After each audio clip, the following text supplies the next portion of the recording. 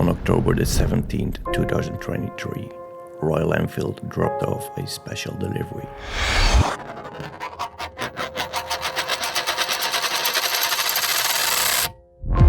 With the assignment to modify parts for a special release.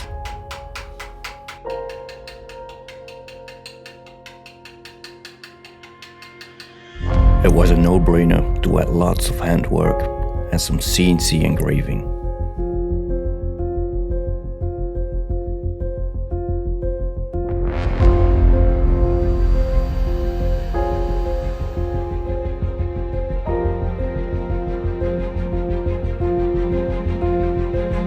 After countless hours of work, it was time to drop the gloves, change clothes, rebox the parts,